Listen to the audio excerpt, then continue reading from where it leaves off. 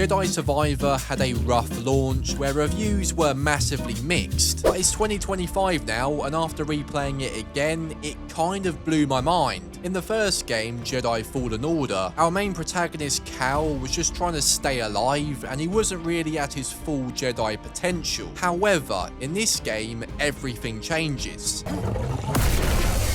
He's far more experienced and 10 times more powerful right from the start, which has a huge impact on the gameplay. But before even touching on the gameplay, if you want to experience a Star Wars story that feels like you're watching a far better movie than this pile of shit, which is worse to look at than your nan, hold on to your cock, as rods are about to be on. If you're like me and massively value a well-told story in video games, this one really does surprise you with just how good it is. No spoilers, by the way. It explores loss, redemption, and what it truly means to be a Jedi in a time where the odds are stacked against you. The villains are the bollocks, along with twists and turns that will question who you can trust, and this keeps the story engaging throughout without it getting boring as dog. I just love the characters in this game, and no one's got a butchered trim from your local Turkish barbers, thank Christ. This chody little freak called Grease consistently made me laugh throughout the game for no real reason, aside from great writing.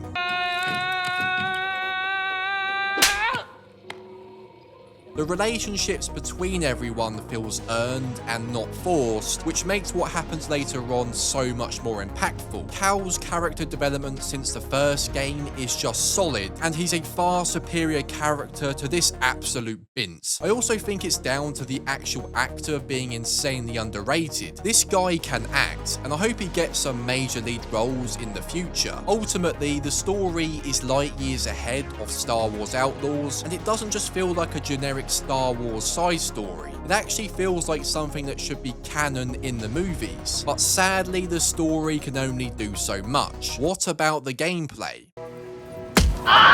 Firstly, the combat is vital to get right, especially when wielding the famous piss bright lightsaber. It took me a little while to get the hang of it again since I last played, and when I did, I forgot just how satisfying Jedi Survivor is in all the right ways.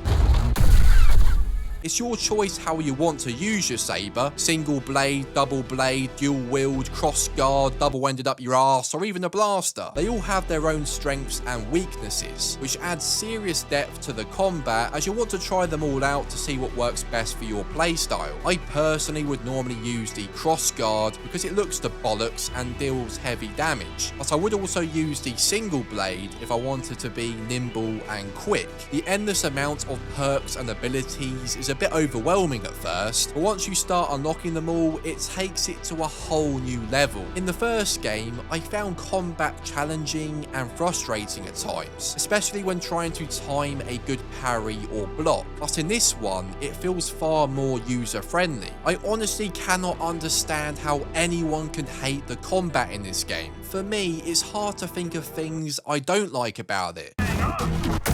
And the variety of different enemies keeps things fresh, as they all have very different difficulty levels. Honestly, I think it's the most satisfying combat I've ever experienced in a Star Wars game. Using the Force to make enemies fly or pulling them towards you for a lesson in penetration is just so damn fun. And every time I see a group of enemies, it's often just Rodon producing, as I just love how badass you feel in this game, and it just doesn't seem to get old. But you will find yourself platforming a lot, and I don't know about you, but I normally find this tedious and frustrating in other games. But surprisingly, in Jedi Survivor, that's not the case, with a few caveats.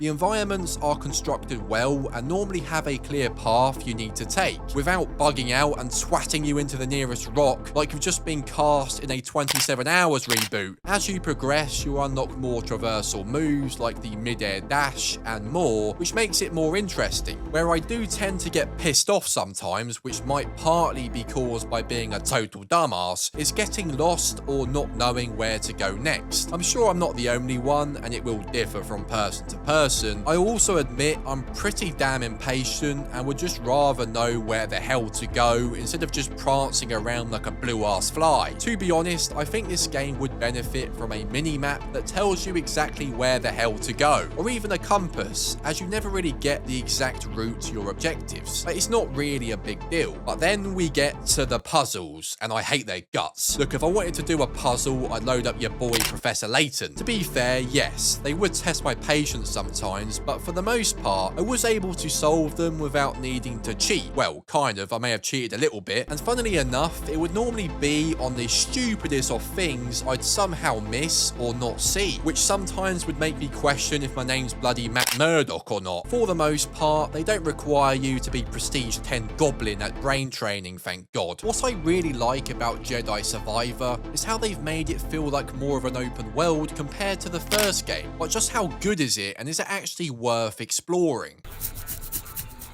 Well, firstly, this game has mounts, thank piss, so you won't need to run everywhere like Usain Bolt on crack, which is a major plus. Although some of them look a bit odd, like this lanky streak of piss. Is it just me, or does this animation look a bit off?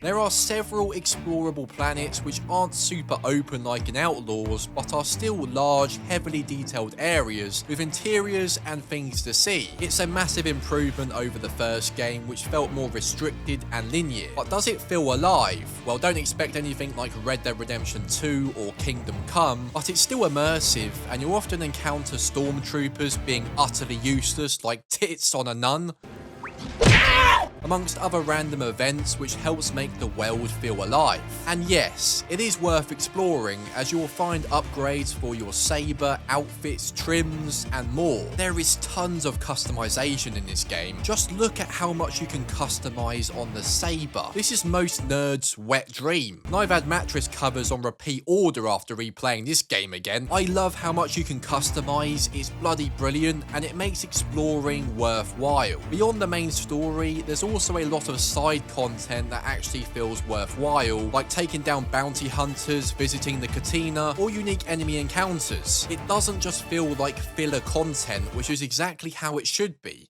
But it's not all good news. Despite various updates, the performance still has issues. Pop-ins and FPS drops are noticeable, and the biggest problem I had was getting the dreaded blue screen of death. Yes, this game seriously almost had me down A&E with a heart attack, but I did get to the bottom of what caused it. So if you plan to play this on PC, make sure you disable ray tracing, as it somehow breaks your game whilst delivering a fresh shit to your pants. Voice break. Compared to launch, performance has improved, but don't expect a flawless experience, and on console, you won't get blue screen of death, but you will see the occasional pop-in and frame rate drop, which isn't ideal. But here we get to the all-important question. Should you play Jedi Survivor in 2025? The game isn't perfect, but regardless of what you've seen online, 100% yes, this is worth your time. I cannot understand the knob jockeys who hate on this game. It makes no sense, as this might be one of the best Star Wars games I've ever played. However, if you have the choice, play this on console, as it's currently on the Gamepass and PS Plus, and from what I've seen, it's far more stable when compared to on PC. And if you do just want to buy Jedi Survivor for yourself, don't pay silly money for it, click below to Instant Gaming where you can get it far cheaper. But what do you think?